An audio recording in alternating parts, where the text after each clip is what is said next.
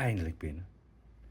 Mijn roestvrij stalen keycaps zijn toch schitterend, niet? En dit zijn ze op mijn keyboard.